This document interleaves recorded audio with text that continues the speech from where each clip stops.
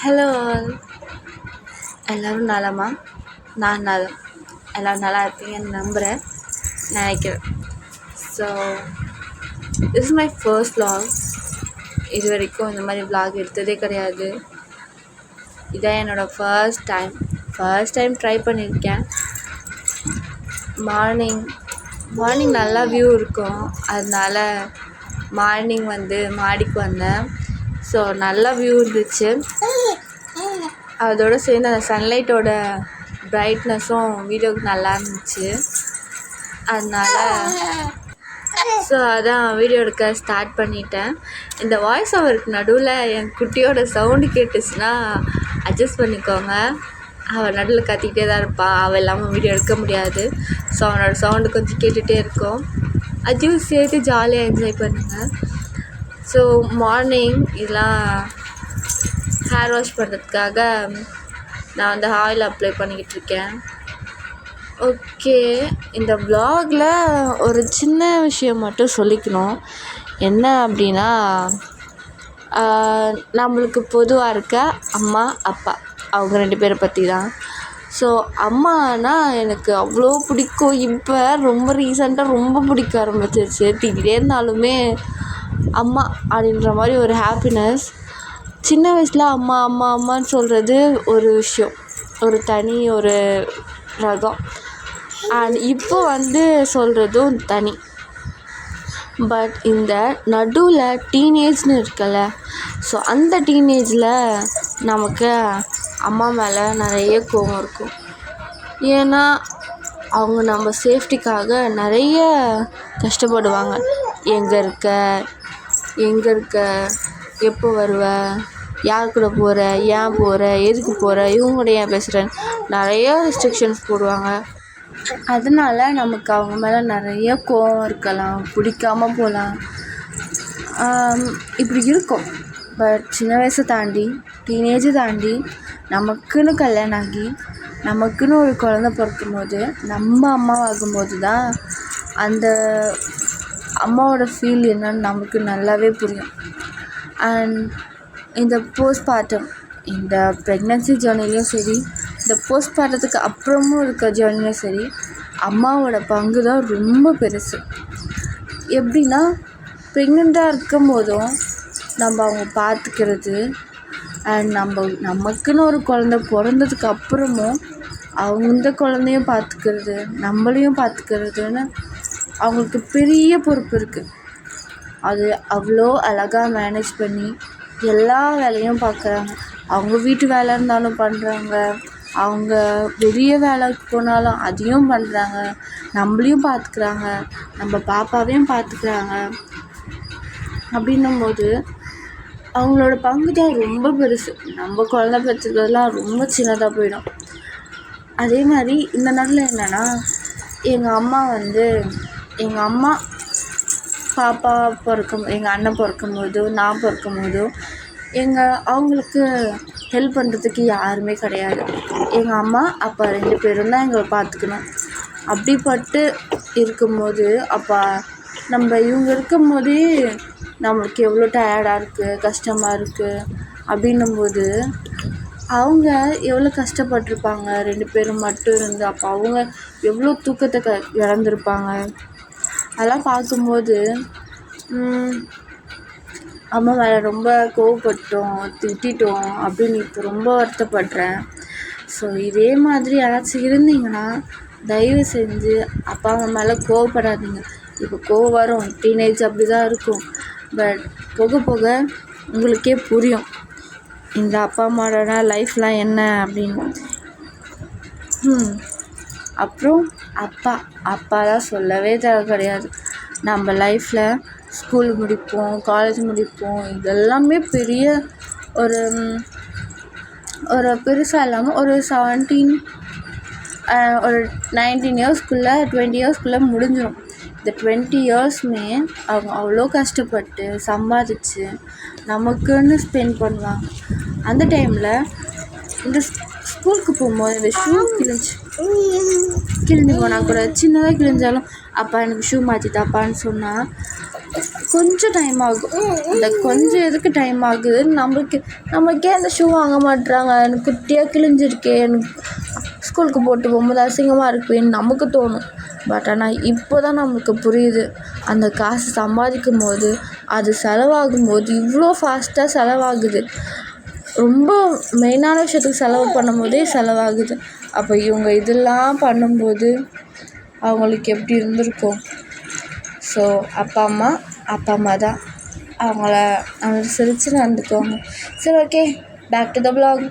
Morning வந்து ஒரு நல்ல சில் தண்ணி குடிங்க, வெயில் டைம்லலாம் நல்லாயிருக்கும் ஸ்டொமக்கு.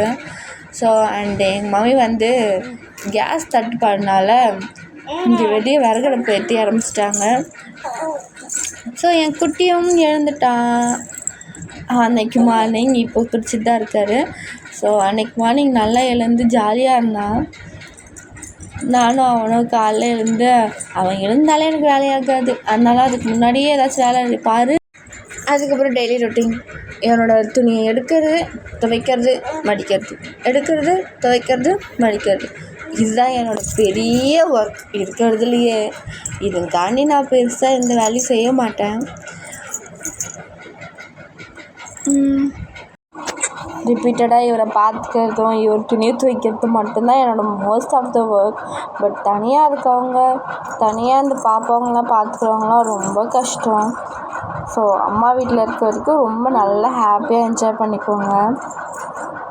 அதெல்லாம் ரொம்ப ஒரு வரம்னு சொல்லலாம். ஸோ அப்படியே அவனை பக்கத்துலேயே வச்சுட்டு நான் அந்த துணி எல்லாத்தையும் முடிச்சிட்டேன். ஸோ முடித்த கேப்லேயே முடித்ததும் ஒரு சின்ன கேப்பில் டீ குடித்தேன். ஸோ டீ குடிச்சு முடித்ததுமே இன்ஸ்டாமார்ட்லேருந்து கொஞ்சம் திங்ஸ் மட்டும் ஆர்டர் பண்ணியிருந்தேன். பட் இவனுக்காக தான் முக்கியமாக ஆர்டர் பண்ணியிருந்தேன்.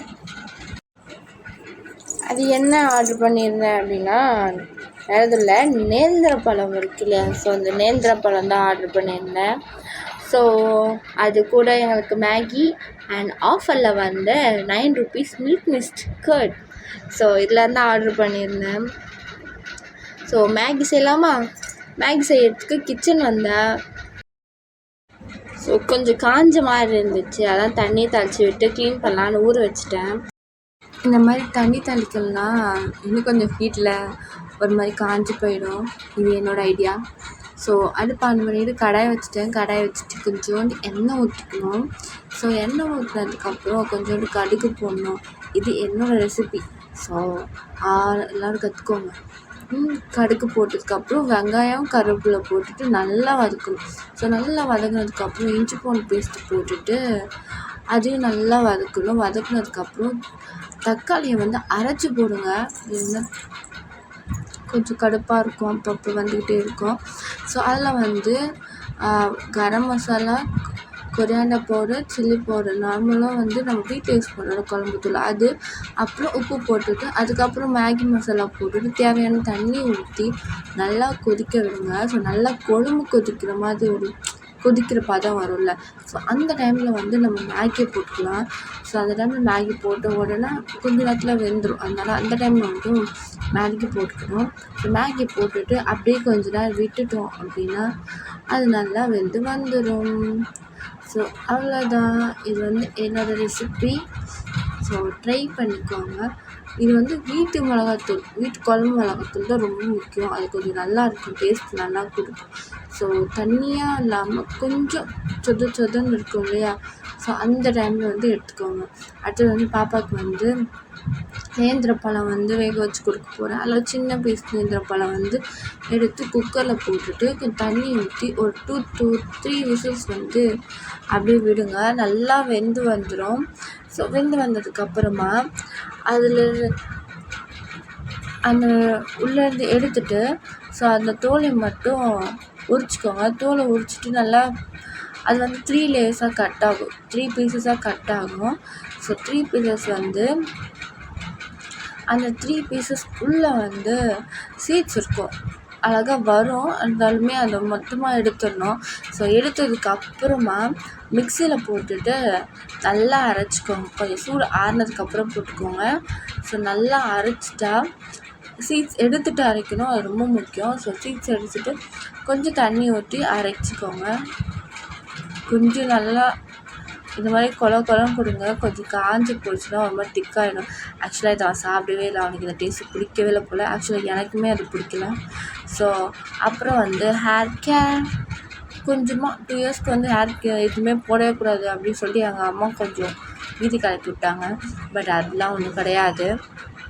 நான் கொஞ்சமாக லைட்டாக ரொம்ப நாளுக்கு அப்புறம் ஆச்சுன்றதுனால லைட்டாக கர்ட் மட்டும்தான் யூஸ் பண்ணுறேன். இதோட முக்கியமான ஒரு விஷயம் என்னென்னா, எந்த ஹேர் பேக் போட்டாலுமே நேச்சுரலாக நம்ம யூஸ் பண்ணுற ஹேர் பேக் நம்மளாம் வீட்டில் செய்கிறோம்ல, அந்த மாதிரி ஹேர் பேக் யூஸ் பண்ண போகிறோம் அப்படின்னா அதுக்கு முன்னாடி நல்லா தலையில் எண்ணெய் மட்டும் அப்ளை பண்ணிக்கோங்க. நல்லா ஒரு ஆயில் அப்ளை பண்ணிட்டோம். எப்படி தான் பைத்தியம் ட்ரெஸ் பண்ணுவேன், அதை கண்டுக்காதீங்க. நல்லா ஆயில் அப்ளை பண்ணிவிட்டு அதுக்கப்புறம் எந்த மாஸ்க் யூஸ் பண்ணாலுமே நம்ம ஹேர் ட்ரை ஆகாமல் இருக்கும். ஸோ இந்த மாதிரி கர்ட் நல்லா அப்ளை பண்ணிவிட்டு, இந்த கர்ட் நேச்சராகவே முடிக்கு ஒரு மாய்ஸ்சர் கிடைக்கும். ஸோ அதனால தான் நான் கர்ட் யூஸ் பண்ணேன் ஃபர்ஸ்ட் டைம். ஸோ நல்லா எண்டு வரைக்குமே நல்லாவே யூஸ் பண்ணிக்கோங்க. அப்புறம் ஒரு 9 to 12 இன்க்ரீடியன்ட்ஸ் போட்டு ஒரு ஹேர் பேக் நான் அரைப்பேன். அது நல்லாவே நான் நானாக ட்ரை பண்ணி நானாகவே போட்டேன். அப்படி இப்படி கலெக்ட் பண்ணி நானாக ட்ரை பண்ண ஒரு ஹேர் பேக் அது. அது எனக்கு ஹேரோட க்ரோத்துக்குமே ஹெல்ப் ஆச்சு. அப்புறம் அது என்னோடய டேண்ட்ரஃப்க்குமே நல்லா ஹெல்ப் ஆச்சு. ஸோ அதை இன்னும் கொஞ்சம் நாளில் நானே போடும்போது நான் அதை காட்டுறேன். வ்ளாகாகவே போடுறேன். ஏன்னா அந்த ஒரு இன்க்ரீடியன்ஸ்லாம் தேடுறதுக்கு நான் எப்படி எப்படிலாம் அலையிறேன்னு மட்டும் பாருங்கள். பட் வீட்டுக்குள்ளே சுற்றியே நான் எடுத்துடுவேன். ஸோ அப்புறம் 20 மினிட்ஸ் ஊற வைக்கணும் இந்த கர்ட் போட்டு. ஸோ அதுக்கு நடுவில் சில வேலைகள், துணியை துவைக்கிறதுக்கு போட்டுட்டேன். ஆக்சுவலாக அது சாஃப்ட் டச்சோடது, பட் ஃபேப்ரிக் வச்சுருக்கேன். ஸோ மிஷினில் எங்கள் துணியை போட்டுட்டு பாப்பாவுக்கு துணி துவைக்கிறதுக்கு தனியாக ஊற போட்டுருவேன். கையில் ஊற்ற வச்சுருவேன். ஸோ தனியாக அவன்தையும் ஊற போட்டுட்டேன். ஸோ இது ஊற போட்டதுக்கப்புறம் வீட்டு வேலை ஏதாச்சும் இருக்கான்னு உள்ள போய் பார்த்தா கொஞ்சம் சாமான் மட்டும் இருந்துச்சு. அதையுமே போயிட்டு விளக்கிட்டேன். ஸோ கொஞ்சம் ஹெல்ப் பண்ணணும்ல. ஸோ அதனால் நானும் இருந்த சாமான்லாம் அடுக்கிட்டு அதுக்கப்புறம் நான் சாமானும் தேய்ச்சி முடிச்சிட்டேன். அப்புறமா போயிட்டு என் பாப்பாவோட துணியுமே அலசிட்டேன். ஸோ அலசி காய போட்டேன். காய போட வரும்போது இந்த கிளி அங்கே கூண்டு கட்டியிருக்கு. அதோட தொல்லை தாங்கவே முடியல. ரெக்கையை போட்டு அடிச்சுக்கிட்டே கிடக்கு. ஸோ அப்படியே காயவும் போட்டேன். காய போட்டுட்டு அந்த கொடியை பார்த்தா கொஞ்சமாக தான் இருக்குது. எப்பவுமே இவ்வளோ கம்மியாலாம் இருக்காது, ரொம்ப கம்மியாக இருக்குது. ஸோ அடுத்தது கொஞ்ச நேரத்துக்கு அப்புறம் நானுமே குளிச்சிட்டேன். அண்ட் எங்கள் பாப்பாவுமே குளிச்சாச்சு. எங்கள் மம்மி தான் குளிப்பாட்டுவாங்க. ஸோ 2 பேருமே குளிச்சுட்டு வந்துட்டோம். ஸோ குளிச்சுட்டு வந்த உடனே அவனுக்கு நான் எப்போவுமே போடுற விட்டமின் ட்ராப்ஸ் கொடுத்துருவேன். ஸோ விட்டமின் ட்ராப்ஸ் ஃபஸ்ட்டு சிங்கோவிட் அவனுக்கு பிடிக்கவே பிடிக்காது. Then second and yellow colour name மறந்து போச்சு. ஸோ அது அவனுக்கு ரொம்ப பிடிக்கும். அதையும் குடிச்சிருவான், அவனே குடிச்சிருவான். அப்புறம் இந்த ஒரு விஷயம் சொல்லணும்னு நினச்சேன். இந்த நிப்பிள் இருக்குல்ல, ஸோ அந்த பாப்பாவுக்கு மருந்து கொடுப்போம்ல, அந்த மருந்து பாப்பாங்களுக்கு மருந்து கொடுக்கும், அதுதான் ஓகே. அண்ட் அது அது எவ்வளோ எம்எல்னு பார்க்கறது, இது 2 விஷயத்துக்கு தான். பட் அதையே நம்ம க்ளோஸ் பண்ணி அந்த மருந்தோடு க்ளோஸ் பண்ணி பாப்பா வாயில் வச்சுட்டு அந்த மருந்தோடு க்ளோஸ் பண்ணி தயவு செஞ்சு வைக்காதீங்க. நான் அதை நிறைய பார்த்துருக்கேன். அது வாயில் பால் குடிக்கிறாங்க, அது வாயில் எச்சிருக்கும். அப்படியே வச்சுட்டு அந்த மருந்தே கொடுத்தா அது ரொம்ப இன்ஃபெக்ட் ஏதாச்சும் ஆகிடும். அது ரொம்ப பேடான ஒரு விஷயம். தயவு செஞ்சு அதை மட்டும் பண்ணவே பண்ணாதீங்க. இது என்னோடய ரெக்வெஸ்ட். குழந்தைங்களுக்கு அதெல்லாம் ஆகவே ஆகாது. ஸோ அவ்வளோதான். அவர் ரெடி ஆகிட்டாரு. ரெடி ஆகிட்டு கொஞ்ச நேரத்தில் தூங்கிடுவார். ஸோ அதுக்கப்புறம் நான் ஹேர் காய வைக்கிறதுக்காக வச்சுருக்கேன். தயவு செஞ்சு ஹேருக்கு இந்த ஹீட்டான ட்ரையர்ஸ் மட்டும் யூஸ் பண்ணாதீங்க. ரொம்ப டேமேஜ் ஆகும், பயங்கரமாக டேமேஜ் ஆகும். ஹேர் சும்மா ஒரு காட்டன் கிளாத்லேயோ என்னத்துலையும் சும்மா டேப் பண்ணி அது மாதிரி சும்மா ப்ரெஸ் பண்ணி இருக்கிற எக்ஸஸான வாட்ரு மட்டும் எடுங்க. அண்ட் வெயிலில் மட்டும் வெயில்லையுமே காய வைக்கக்கூடாது, நிழலில் மட்டும்தான் காய வைக்கணும். இது நார்மலாக இருக்கவங்களாம் தயவு செஞ்சு நிழல்லே காய வைங்க. இந்த மாதிரி குழந்த பிறந்திருக்குன்றதுக்காக ஓகே, தண்ணி நிற்கக்கூடாதுன்றதுக்காக நம்ம பண்ணலாம். பட் நல்லா ஓகேவா நார்மலாக இருக்கீங்கன்னா தயவு செஞ்சு ஹேர் ட்ரையரோ இல்லைனா வெயில்லையோ காய வைக்காதீங்க. அதெல்லாம் நம்மளோட ஹேருக்கு ரொம்ப தப்பான ஒரு விஷயம். ரொம்ப கொட்டும் முடி. நான் பர்ஸ்னலாக ட்ரை பண்ணி கொட்டின ஒரு விஷயம். நிழலில் காய வைங்க தயவு செஞ்சு. அண்ட் இன்னொரு விஷயம்னா, இந்த சாப்பாடு வடிக்கிற கஞ்சை ஹேரை ரின்ஸ் பண்ணுறதுக்கு முன்னாடி அதை ட்ரை பண்ணி வேணால் பாருங்கள். அது முடிக்கு ஒரு ஷைன்னஸோட சாஃப்ட்னஸ் கொடுக்கும். ஸோ அதை வேணால் ட்ரை பண்ணி பாருங்கள், ஓகேவா? ஸோ இதெல்லாம் வேணால் ட்ரை பண்ணுங்கள். நான் ஸ்டெப் பை ஸ்டெப்பாக அடுத்தடுத்த வீடியோஸில் வேணால் போட்டு காட்டுறேன், இந்த ஹேர் மாஸ்க்கு இதெல்லாமே. ஸோ அதுக்கப்புறம் ஆஃப்டர்நூன் சாப்பிட்ணும். ஸோ பாப்பாவை வச்சுட்டு எல்லா வேலையும் பார்க்க கற்றுக்கோன்னு எங்கள் அம்மா சொல்லுவாங்க. ஸோ சாப்பாடையாச்சும் அப்படி பண்ணலான்னு சொல்லி தான் பண்ணேன். தென் அவனும் சீக்கிரமாக தூங்கிட்டான். அதுக்கப்புறமா நான் ஒரு ஈவினிங்காக என் வீட்டுக்காரர் வந்துட்டான். அவன்கிட்ட பாப்பாவை கொடுத்துட்டு நான் மேலே வந்துட்டேன். ஸோ மேலே ஹேரை காய வச்சிட்டேன். கொஞ்சம் இன்னும் ஈரமாக இருந்துச்சு. ஸோ அதனால் அதையும் காய வச்சுட்டு ஓகே, எனக்கு ஒருத்தங்க நான் வீடியோவுக்கு ஷார்ட்ஸ் போட்டிருந்தேன். ஸோ அந்த ஷார்ட்ஸில் ஒரு சிஸ்டர் என்கிட்ட ஒரு ரெக்வஸ்ட் கேட்டிருந்தாங்க. என்னென்னா பிளாக் பேண்டில் லப்பர் பேண்டில் எனக்கு ஹேர் ஸ்டைல் பண்ண சொல்லி. சத்தியமாக எனக்கு ஹேர் ஸ்டைலே தெரியாது. ஐ ஆம் சாரி. தெரிஞ்ச ஹேர் ஸ்டைல்னால் ஒரு 4 முடியும் எடுத்து பனானா கிளிப் போட்டுப்பேன். அதுதான் எனக்கு ரொம்ப ஃபேவரட். ஸோ இந்த வீடியோவில் என்ன பேசியிருப்பேன்னா, தேங்க்ஸ் ஃபார் வாட்சிங், அவ்வளோதான். நான் அது மட்டும் தான் பேசியிருப்பேன். தென் ஈவினிங் நைட் என்ன சாப்பிட போகிறோம், அவ்வளோதான். சாப்பிட்டுட்டு தூங்குவோம், பாப்பா கூட விளையாடுவோம், அவ்வளோதான் சொல்லியிருப்பேன். சரி, ஓகே, பாய். நெக்ஸ்ட் வீடியோவில் பார்க்கலாம். Love you all.